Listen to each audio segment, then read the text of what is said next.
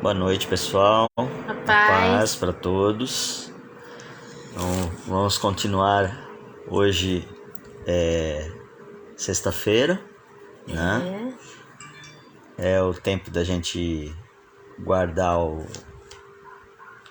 o sábado do Pai, né? Que ele sempre pede. Então a gente de sexta-noite até sábado no pôr do sol, a gente está sempre mais próximo dele. Tava trocando uma ideia sobre Jesus agora com a Joana, tentando ensinar na linguagem dela, né? E eu me divirto, porque não é fácil, não. A cabeça da criança é outra, né? Outra linguagem, mas a gente tem que se esforçar, porque Quer participar? Vem. eles têm que aprender pelo exemplo, né? E se a gente não mostra a importância disso, fica como muitas pessoas que a gente vê que estão longe de Deus, né? E a gente, é ensinar desde cedo como ela identifica a voz do Pai. Sim. Porque ela sabendo identificar, tendo discernimento, fica mais fácil de viver, né? De você ir se manter pelo caminho e não ficar às cegas, né? Vamos lá? Bom, como a gente já está dando sequência, né? Só reforçando aí para quem não pegou, a gente sempre ora antes e na semana passada veio um pedido da gente ler todo o livro de Apocalipse, então alguns capítulos por dia, na média está sendo 3 por dia, mais ou menos, né? A gente vai vendo os capítulos que existem em um contexto, né? Oi, Marilda. Boa noite. E a gente ontem nós chegamos até o Capítulo 14. Então hoje a gente vai dar sequência a partir do 15, né? E que diz assim, né? Então é João que está escrevendo. Vi no céu outro sinal grande e maravilhoso, mostrando coisas que estão para acontecer. 7 anjos foram designados para carregar para a terra as 7 últimas pragas. E com isso finalmente se completa a ira de Deus. Diante de mim achava-se estendido o que parecia um mar de fogo e vidro, e nele estavam em pé todos aqueles que tinham sido vitoriosos sobre a besta, a sua estátua, o seu sinal e o seu número. O sinal na testa e na mão, né? Todos estavam segurando harpas que tinham sido dadas por Deus e estavam entoando o cântico de Moisés, servo de Deus, e o cântico do Cordeiro, que dizia assim: grandes e maravilhosos são os seus feitos, Senhor Deus Todo-Poderoso. Justos e verdadeiros são os seus caminhos, Rei das nações. Quem não o temerá ao Senhor? Quem não glorificará o seu nome? Pois só o Senhor é santo. Todas as nações virão e adorarão diante do Senhor, porque os seus feitos de justiça têm sido manifestos. Nisto olhei e vi que se abriu nos céus o templo, a morada da aliança, ou a tenda da presença de Deus, né? Então vieram do templo os 7 anjos que foram designados para derramar as 7 pragas, vestidos de linho imaculadamente branco e resplandecente, com cintos de ouro ao redor do peito. E um dos 4 seres viventes entregou a cada um dos 7 anjos uma taça de ouro cheia da ira de Deus, que vive para todo sempre. O templo ficou cheio de fumaça da glória e do poder de Deus, e ninguém podia entrar enquanto os 7 anjos não tivessem acabado de derramar as 7 pragas. E ouvi uma poderosa voz bradando do templo aos 7 anjos: agora sigam o seu caminho e esvaziem sobre a terra as 7 taças da ira de Deus. Assim foi que o primeiro anjo saiu do templo e derramou a taça dele sobre a terra, e abriram-se feridas horríveis e malignas em todo aquele que tinha o sinal da besta e estava adorando a sua estátua. O segundo anjo derramou sua taça sobre o mar, e ele se transformou em sangue, como de um morto, e morreu toda criatura que vivia no mar. O terceiro anjo derramou a taça dele sobre os rios e as fontes, e eles se transformaram em sangue, e eu ouvi esse anjo das águas afirmando: o Senhor é justo ao enviar este julgamento, ó Santo, que é e que era, pois os seus santos e profetas foram mortos como mártires, e o sangue deles foi derramado sobre a terra.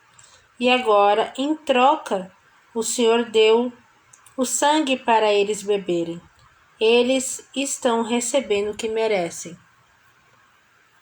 E ouvi uma voz que vinha do altar. A voz dizia: sim, Senhor Deus Todo-Poderoso, os seus juízos são justos e verdadeiros. Então o quarto anjo derramou a taça dele sobre o sol e fez o sol queimar as pessoas com fogo. Elas foram queimadas por esse sopro de calor e amaldiçoaram o nome de Deus que enviou as pragas. No entanto, elas não mudaram sua mente nem sua atitude para dar glória a Ele. Ou aqui também outra tradução, que elas se recusaram a se arrepender. Então o quinto anjo derramou a taça dele sobre o trono da besta, aquela que saiu do mar, e o reino dela foi mergulhado na escuridão. E os súditos dela mordiam a língua de angústia e blasfemavam o Deus do céu pelas dores e as feridas que sofriam, mas se recusaram a arrepender-se de todas as suas más obras. O sexto anjo derramou a taça dele sobre o grande rio Eufrates, e ele secou, de modo que os reis que vinham do Oriente pudessem marchar com seus exércitos para o Ocidente sem impedimento.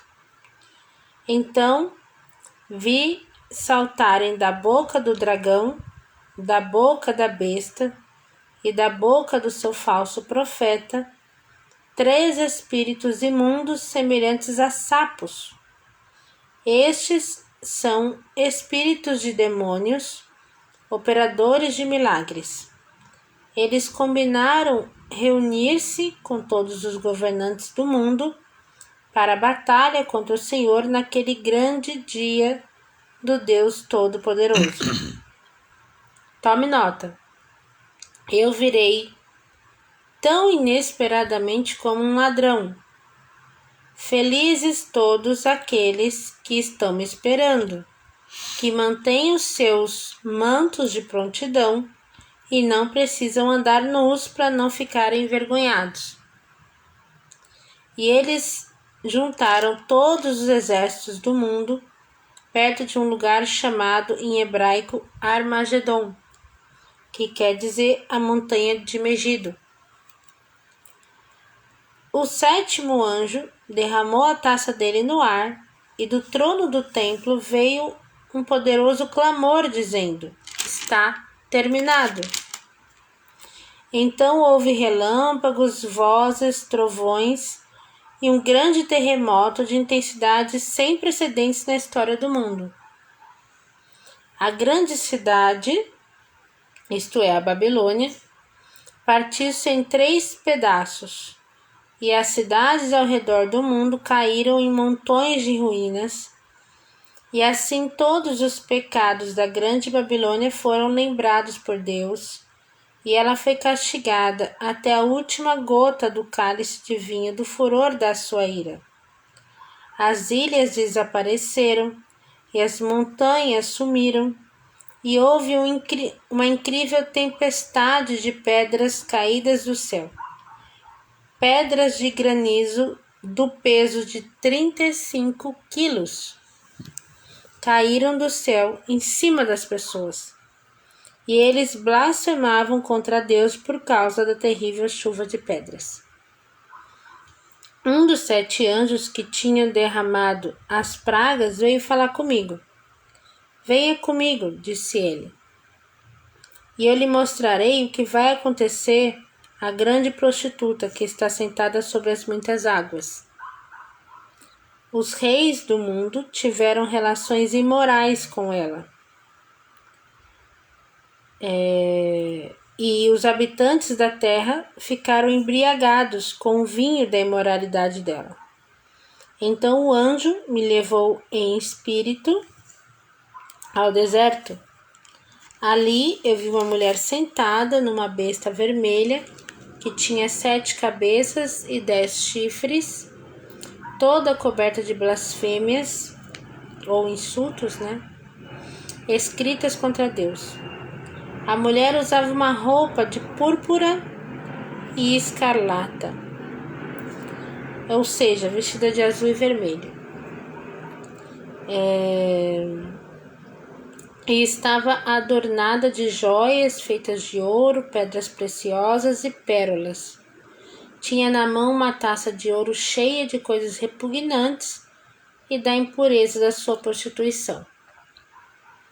Na testa dela estava escrito um título misterioso: A Grande Babilônia, mãe das prostitutas e da adoração aos ídolos em todos os lugares ao redor do mundo.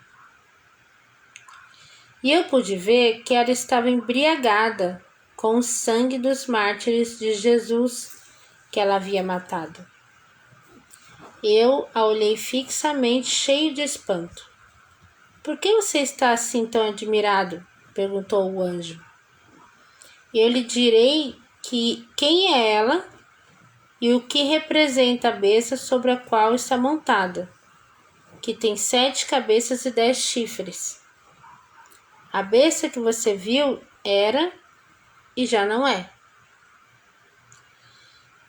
E apesar disso, brevemente surgirá do abismo insondável e irá para a destruição eterna. E o povo da terra, cujos nomes não foram escritos no livro da vida, desde a criação do mundo, ficará atordoado com o reaparecimento da besta, porque ela era, agora não é, e entretanto virá. E aqui se exige sabedoria e entendimento. As 7 cabeças dela representam certa cidade construída sobre 7 montes, onde esta mulher está sentada. Representam também 7 reis. 5 já caíram. O 6º está governando. E o 7º ainda virá. Mas quando aparecer, precisará governar por pouco tempo. A besta que era e agora não é o 8º rei, tendo reinado antes como um dos 7. Depois do seu 2º reinado, ele também seguirá para a perdição. Os 10 chifres que você viu são 10 reis que ainda não subiram ao poder. Eles serão nomeados para os seus reinos por um breve momento, para reinarem com a besta. Todos eles assinarão um tratado, entregando seu poder e a sua autoridade à besta.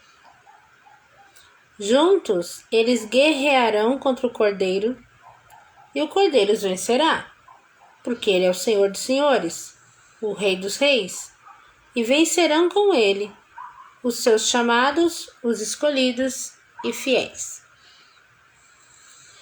Então o anjo também me disse: As águas que você viu, sobre as quais a mulher prostituta está sentada, são povos, raças, nações e línguas.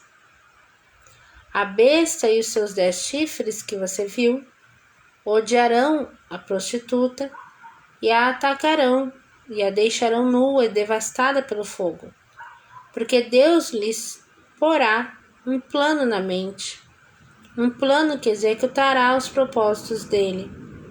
Eles concordarão mutuamente em dar a autoridade deles à besta, para que as palavras de Deus se cumpram. E esta mulher que você viu na sua visão representa a grande cidade que governa sobre os reis da terra.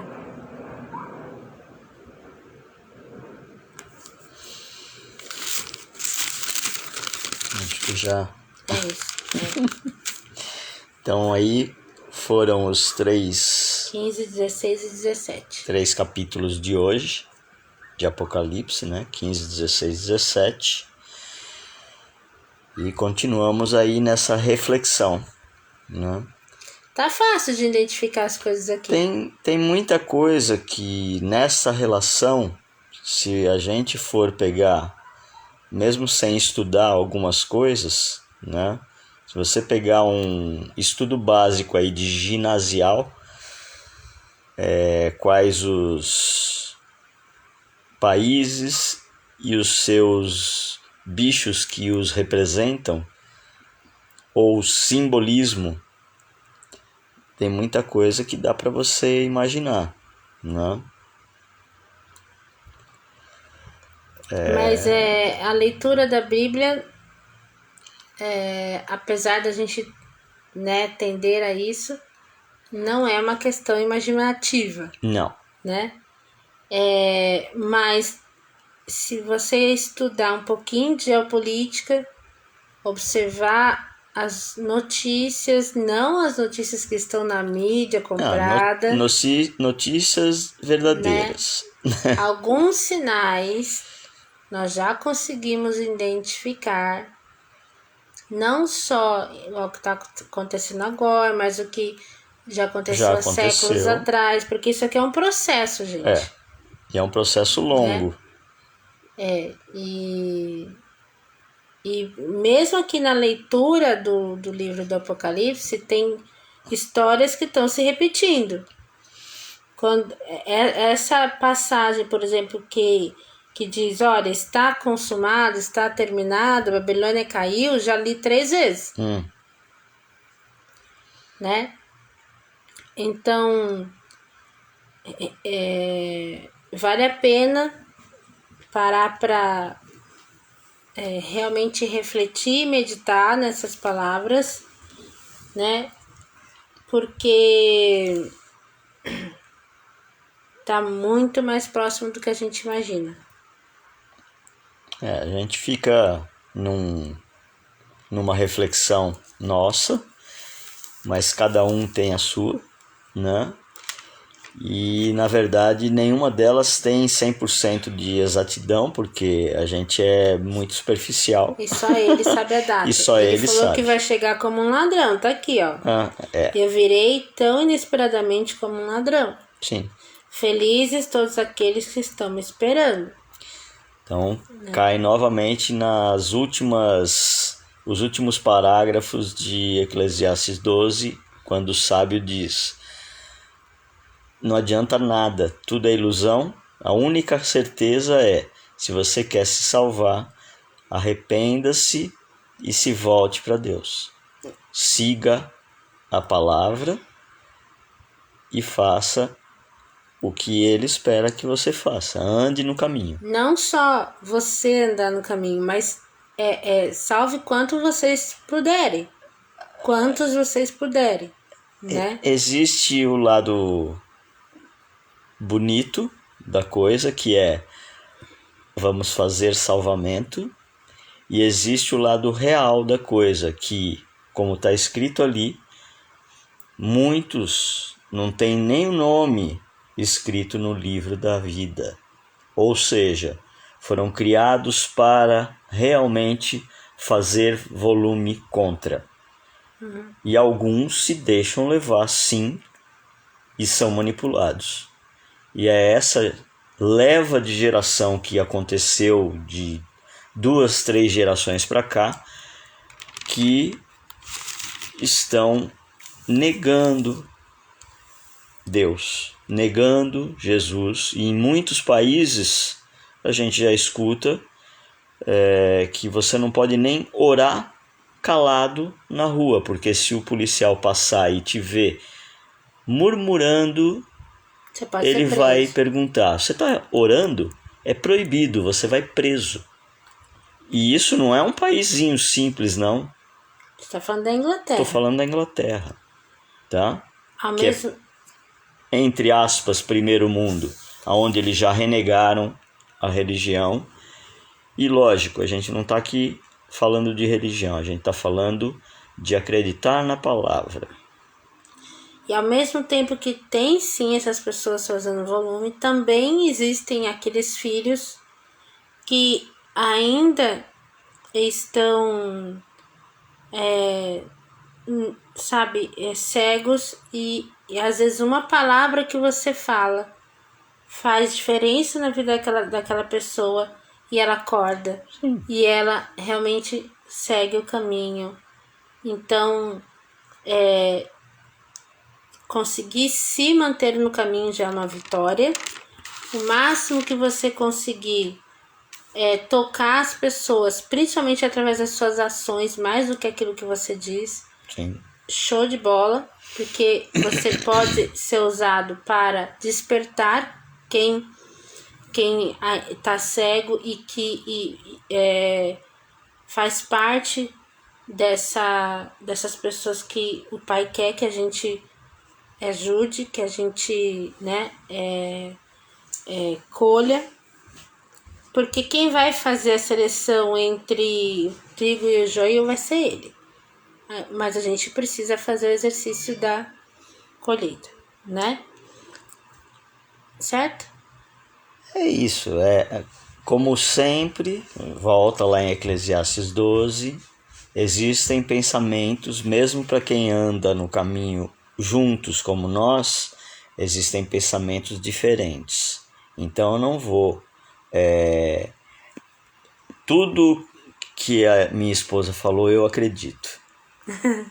Mas tem uma coisa que eu tenho certeza, é que já veio para nós várias vezes, inclusive escrito, eu tenho misericórdia de quem eu quiser, porque eu conheço o coração de cada um. Então, não adianta a gente tentar nos iludir que a gente vai poder fazer alguma coisa sem ele. Então, o principal eu não faço nada sozinho, eu não sei 100% de nada, eu sou só um aprendiz. O Senhor sabe tudo e o Senhor me usa como ferramenta, me usa na sua missão. Se eu conseguir alcançar o coração de qualquer pessoa que seja, conhecido, parente, desconhecido, já é lucro. Uma vitória. É uma vitória, sabe? Agora, se conseguirmos mais, muito melhor. Por isso, insistam, continuem, é o que vem para nós sempre. Continuem insistindo e fazendo o seu trabalho. Assim como vocês, existem milhares de irmãos no mundo inteiro fazendo a mesma coisa. Então, é o exercício de acordar a semente que está dentro da gente, né? Então, todos que têm a semente, né, eu tomo cuidado de dizer isso, porque alguns não têm, e isso já foi confirmado isso, alguns não têm. Então temos que tomar cuidado, porque podemos jogar pérolas aos porcos, isso está escrito também. Então muitas vezes nós perdemos o foco porque o inimigo nos coloca para desgastar a nossa energia, falando para quem não vai escutar. E aquele que precisava escutar e que está do lado, a gente não enxerga. Então, vamos ter esse cuidado, vamos sentir no coração o que o Pai, o Espírito Santo, Jesus está dizendo. Siga esse caminho. Por isso que eu sempre falo, vamos orar, vamos pedir direcionamento. E mesmo assim, se você tiver na dúvida, para de novo e pergunta. A segunda, a terceira vez, ele vai te puxar a orelha e falar, você não entendeu? Fala, pai, não, eu sou muito devagar. Não adianta mandar sinal, me empurra ladeira abaixo. Às vezes eu falo, pai, desenha. É. Né? Então, para cada um, ele vai mostrar aí da forma. Ele dá o desenho pro Ralph. É. Aí eu entendo. Obrigado. Né? Então, é isso, sabe? Eu acho que Apocalipse é um livro de revelações que a gente precisa se aprofundar muito, conhecer muito, escutar muitos estudiosos para captar algumas informações que normalmente a gente não tem, para ir montando esse desenho do quebra-cabeça, e mesmo assim ainda vai faltar muita peça. E ao longo do tempo a gente vai estar descobrindo. Mas a certeza nós já estamos vivendo ele. Mas é um dos livros também que mais nos ensina a viver o dia de hoje. Uhum. Sabe? Um passo de cada vez. Como ele é realmente muito cheio de simbologia, de símbolos, de mistérios, né? Então, as coisas vão se desvendando. E isso nos força, né, a reforçar a nossa fé, a ter mais intimidade com Deus. Todo dia. Toda hora, né? Então, por exemplo, a gente tem mais ou menos ali um horário que a gente fala, vamos gravar agora, vamos ler com as pessoas, vamos. Mas muito antes disso eu sentia a Joana um pouco inquieta e Deus já falou várias vezes, olha, fiquem muito atentos a ela, porque as crianças são muito sensíveis, né? E eu, tá bom, vem cá, vamos orar. E aí a gente tava orando em família. E orar é conversar. Conversando em família, nós três com o pai, né? E aí pronto, o meu coração foi acalmando, né? E isso não precisa ter uma regra, entendeu? Nem horário. É intimidade. Por exemplo, um relacionamento que a gente tem como casal, eu vou ficar programando, tal horário eu vou dar um abraço nele? Não, a hora que dá vontade, vai lá, dá um abraço, Raiz, né? Então, tô com vontade de dar um beijo na minha filha, eu vou lá e dou, não preciso ficar não, eu só vou dar um beijo nela a 12:45, não rola. Então, tem pessoas que sim, até por uma questão, para começar a ter uma disciplina, eu vou fazer meu devocional de manhã, ou eu vou orar só antes de dormir, ok? Mas testemunho agora, sabe? Quanto mais intimidade você vai criando, mais você vai percebendo que além de todo esse exercício de disciplina, a hora que vem a necessidade espontânea de carinho, de conversa, você vai se pegar trocando ideia com Deus o tempo inteiro, o dia inteiro. Resumindo, você começa de uma forma agendada, vamos dizer assim, marca dia, horário, vou fazer isso uma vez por semana, 2, 3. Quando você perceber, você está sedento de fome de querer mais. E querer mais de Deus é tudo de bom. E é um poço infinito. Isso que é bom. Quanto mais a gente bebe dessa água, né? Menos sede você sente. Menos sede você sente das coisas do mundo. Das coisas materiais. Mas você quer dele, sabe? E o legal é que ele sempre pode atender, sabe? Né? Ele é 24/7. Ele está à disposição sempre. E de forma personalizada para cada um dos filhos dele, né? Isso é impressionante. Quando eu tinha uma visão mais, assim, nebulosa, eu achava, meu, ele deve... Como é que ele atende 8 bilhões de pessoas, né? Tudo devia ser tudo padronizado, assim, né? E muitas vezes eu pensava, aí, ele não vai ter... Ele tem coisa mais importante para se preocupar do que isso aqui que eu tô tentando resolver. Tinha umas ideias assim, sabe? E hoje não. Hoje, gente, ele é Deus. Olha tudo que ele fez. Ele sim é extremamente capaz de cuidar de cada um de nós de forma personalizada e nos mínimos detalhes. Desde às vezes a gente pedir, sei lá, uma vaga no estacionamento, até coisas mais complexas, né? Espirituais, enfim. E é legal que nem a Joana dando depoimento dela hoje para nós, de quanto ela percebe que Deus fala com ela quando ela ora e fala, papai, me ajuda nisso aqui, e de repente a coisa acontece. Né? Pois é, filha, pra mamãe é diferente. A mamãe percebe mais ele falando um pensamento, e aí eu vou e corro para escrever, porque senão eu esqueço, né? E isso já virou uma Bíblia toda rabiscada, já virou cadernos e cadernos, né?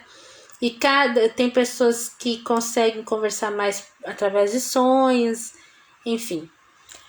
Mas é legal, assim, sentir, né, isso brotando nela, assim, tão cedo. Eu, com 10 anos eu já escrevia, só que eu não tinha consciência. Mas você precisa ter incentivo de quem está em volta para não abafar isso. Exato. Né? Então, muitas vezes o mundo em volta começa a menosprezar esse tipo de sentimento, de percepção, e assim, as rodinhas de amigos e tal começam a tirar sarro e tal.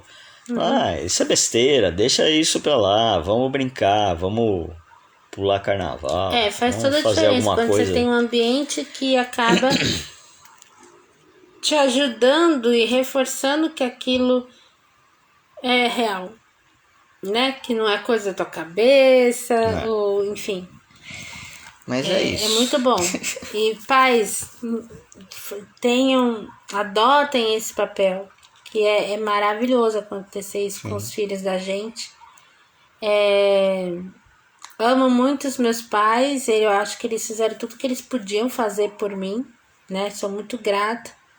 E eu realmente gostaria que quando eu tinha, né, lá atrás, com a idade que a Joana tem, que tivessem reforçado mais como eu tô conseguindo fazer agora, né? Mas de qualquer forma, se eu tô aqui agora é porque, né, eles tiveram a jornada deles e estão possibilitando que eu proporcione isso para minha filha, né? E você também. Na verdade, cada história é uma história. E o que passou não muda. Então, tudo que foi feito o melhor possível, ponto. O que a gente precisa fazer é não esquecer do que passou, viver da melhor forma e o mais reto possível o presente e esperar que o futuro em Deus esteja na nossa essência, né? Ou seja, entregar para Ele o nosso futuro. Inclusive foi uma coisa que nesse feriado de carnaval eu fui visitar meu pai. Ele falou uma coisa muito importante. Você não estava perto, mas tocou muito meu coração. Que muitas vezes quem é cristão e crê em Deus e Jesus Cristo demonstra isso muito. Tem pessoas que têm dificuldade para falar, mas demonstra muito em atitudes. E ele falando bastante da nossa família e tudo mais, eu realmente, olhando para trás, eu percebo, sabe? Que era muito mais algo não falado, mais ali no dia a dia, entendeu? Eu que sou mais faladeira, né, nasci com esse chip, além de exercitar, claro, a questão das atitudes, eu consigo explicar as coisas para Joana, né? Ó, é assim, assado e tal, nananã. Porque é a linguagem dela também. Mas mesmo você que às vezes não tem facilidade com as palavras, o fato de você procurar ter a atitude de um cristão na sua casa, com seus filhos, na sociedade e tudo mais, já é muita coisa, né? Então, é isso, gente. Vamos aguardar o momento do retorno do nosso Salvador, vivendo um dia de cada vez na palavra, com atitudes e sempre, é lógico, combatendo a dificuldade dia após dia, porque isso não vai mudar, né? Então, tendo consciência que a gente precisa sim viver em Deus. Não é só quando está com problema. E também não é esquecer de agradecer quando está bem e tal. Não, é o dia inteiro. E esse lance da atitude, tô falando dele hoje. Mas e viver como um cristão não tem nada a ver, às vezes, com os rótulos que as pessoas colocam, de que esse é santo, é perfeito. Muito não, pelo ninguém contrário. É perfeito. Davi mesmo, que a gente a gente lê uma passagem que citava Davi antes de ler Apocalipse com vocês, que é assim, a atitude do cristão em si, ele sabe o quanto ele é pecador, né? O quanto ele precisa ser trabalhado, que Deus só Deus tocando na nossa vida que a gente tem jeito. Mas a atitude é sempre de aquela questão veio para a consciência, arrependa-se, tenha humildade. Né? Quando vem o sinal, você tem que perceber, já estou dando uma escorregada, né? Não vou cair no mesmo erro de novo, porque o Espírito Santo está ali, te tocando, cutucando. Exato. É isso? Vai falar mais? Não. Se deixar, eu fico aqui. Mas então é isso, gente. Eu creio que sim, por hoje era o que estava transbordando aqui. Que bom. Então, depois desse transbordo, vamos descansar, né? Que Deus dê uma noite boa de descanso para todos, né? Que o Pai cuide dos seus filhos sempre e que a gente, se assim o Senhor permitir, nos encontramos amanhã novamente para dar sequência. Tá acabando o livro. Né? No livro de Apocalipse, tá bom? A paz para todos, para quem conseguiu acompanhar, Marilda acompanhou tudo, né? Beijo. Fica com Deus, primo. E amém. Até amanhã.